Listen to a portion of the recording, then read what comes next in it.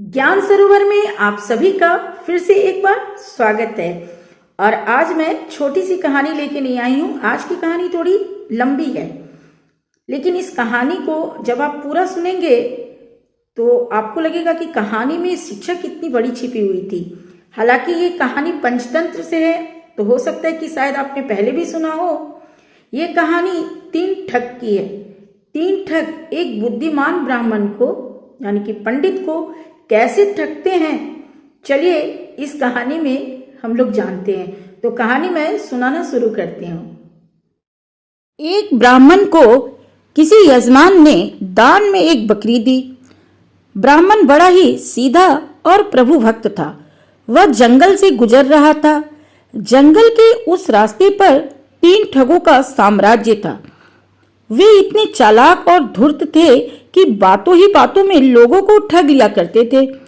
विद्वानों ने कहा है कि यात्रा करते या राह चलते यदि कोई जबरन निकटता बढ़ाए तो ना तो सहज रूप से उसकी बातों पर विश्वास करना चाहिए और ना ही अपने भेद बताने चाहिए, किंतु इंसान इस सीख को याद नहीं रखता और हमेशा धोखा खा जाता है।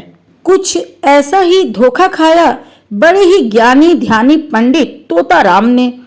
पंडित तोताराम अपनी बकरी को लिए चला जा रहा था। तभी जंगल में छुपे तीनों ठगों ने उसे देख लिया। उसके पास दूध देने वाली मोटी ताजी बकरी देखकर उनके मुंह में पानी भर आया।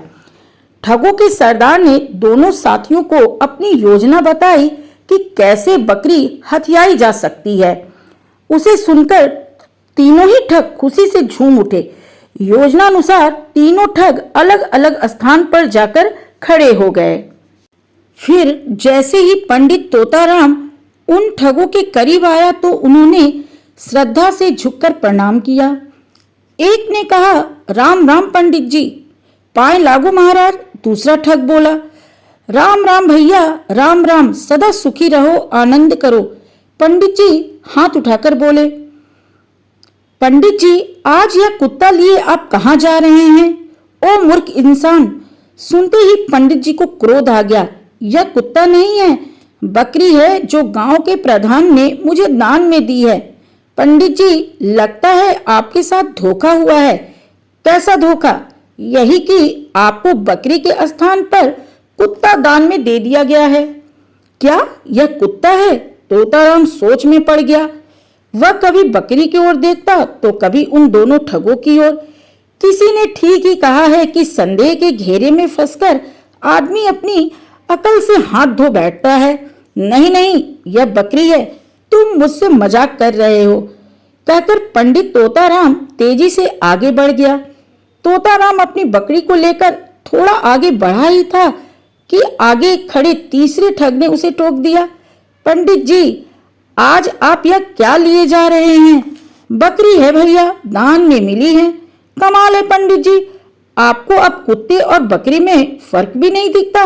अभी तो आपकी आंखें इतनी कमजोर भी नहीं हुई हैं। यह तुम क्या कह रहे हो? बकरी को कुत्ता बताते हुए तुम्हें शर्म नहीं आती?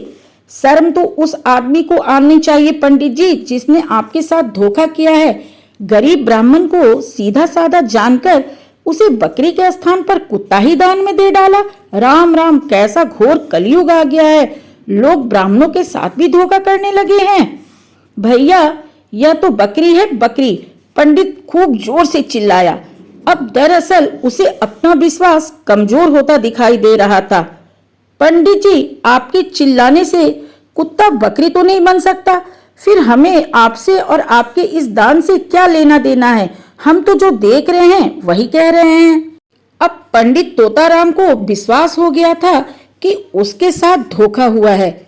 उसने क्रोध में आकर बकरी को जंगल में ही छोड़ दिया और प्रधान को कोसता हुआ अपने घर की राह चल दिया। इस प्रकार ठगों ने अपनी चालाकी से पंडित से बकरी हथिया ली। कहानी यहीं पे खत्म हो गई और इसमें जो शिक्षा छिपी हुई है वो भी आपको समझ में आ ही गया होगा कि कभी कभी लोग हमें इस तरह से बेवकूफ बनाते हैं कि हमें खुद पर ही विश्वास नहीं होने लगता है, यानी कि हमारा विश्वास कमजोर पड़ने लगता है। तो हमें ऐसे ठगों से दूर रहना चाहिए और राह चलते किसी से भी बात नहीं करनी चाहिए, या तुरंत अगर हम बात भी करते हैं तो उन पर इतना जल्दी भरोसा नहीं करना चाहिए कि हमारा विश्वास इतना कमजोर हो जाए कि अनजान हमें ठग कर चले जाए। तो खैर, मेरी बातें और कहानी दोनों ही समाप्त होती हैं इस वादे के साथ कि अगली बार मैं फिर आऊंगी किसी नई लघु कथा, प्रेरक कथा के साथ नेक्स्ट वीडियो में, अगली वीडियो में। तब तक के लिए जय हिंद, जय भारत।